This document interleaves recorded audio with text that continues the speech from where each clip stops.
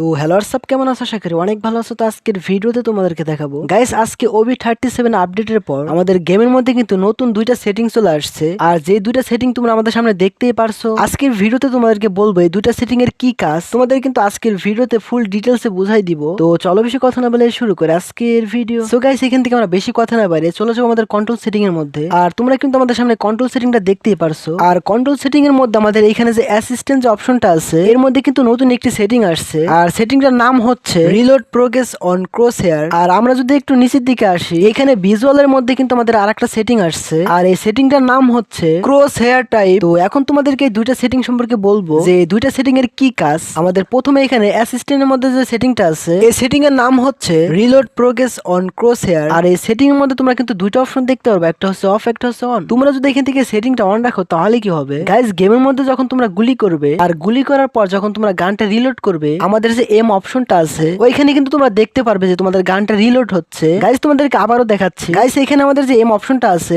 এখানে একটু লক্ষ্য রাখো, এখান থেকে আমরা গুলি করার পর যখন রিলোড বাটনে ক্লিক করলাম, তখন আমাদের এম অপশনে কিন্তু আমাদের যে গানটা রিলোড হচ্ছে সেটা কিন্তু আমরা দেখতে পারছি। মানে এই সেটিংটা করলে আমাদের গানটা রিলোড হলে আমরা কিন্তু এম অপশনে দেখতে পারবো। আর তোমরা যদি এখান থেকে সেটিংটা অফ রাখো তাহলে কি হবে, গেমের মধ্যে যখন তোমরা গুলি করবে আর গুলি করার পর যখন তোমরা গানটা রিলোড করবে, তখন কিন্তু আমাদের যে এম অপশনটা আছে ওই অপশনের মধ্যে কিন্তু তোমাদের গানটা রিলোড হচ্ছে সেটা কিন্তু দেখাবে না। মানে বলতে পারো এটা আগের সেটিং আর কি। এখন কথা হচ্ছে তোমরা এখান থেকে সেটিংটা কি অনই রাখবা না অফ রাখবা। আমি তোমাদেরকে বলতে পারি তোমরা এখান থেকে সেটিংটা কিন্তু অনই রাখবা, কারণ তোমরা যদি এখান থেকে সেটিংটা অন রাখো তাহলে কি হবে, আমাদের গানটা রিলোড হচ্ছে কিনা সেটা কিন্তু আমরা খুব সহজভাবেই দেখতে পারবো। তাই আমি বলবো তোমরা এখান থেকে অবশ্যই সেটিংটা কিন্তু অনই রেখো। তারপর আমাদের ভিজুয়াল অপশনের মধ্যে যে এখানে যে একটা সেটিং আসছে, এই সেটিং এর নাম হচ্ছে ক্রস হেয়ার টাইপ। এখান থেকে তোমরা দুইটা অপশন দেখতে পারবে, একটা হচ্ছে ক্লাসিক আর একটা হচ্ছে নিউ। তোমরা যদি এখান থেকে সেটিংটা নিউ রাখো তাহলে কি হবে গাইস, গেমের মধ্যে আমাদের যে এম অপশনটা আছে এটা দেখতে কিন্তু পুরাই নতুন লাগছে। মানে আমাদের যে এম অপশনটা আছে ওইটার চারপাশে সুন্দর একটা সার্কেল এবং সার্কেলের মধ্যে যে একটা ডট আছে ওইটা কিন্তু একদম গাঢ় হোয়াইট কালার লাগতেছে। মানে এই সেটিংটা করার ফলে আমাদের এম অপশনটা দেখতে কিন্তু পুরো নতুন লাগবে। তবে এখানে তোমাদেরকে একটা কথা বলি, তোমাদের হাতে যদি গান থাকে তাহলে আমাদের এম অপশনটা কিন্তু এরকম দেখা যাবে, মাঝখানে ডট এবং চারপাশে কিন্তু সার্কেল থাকবে।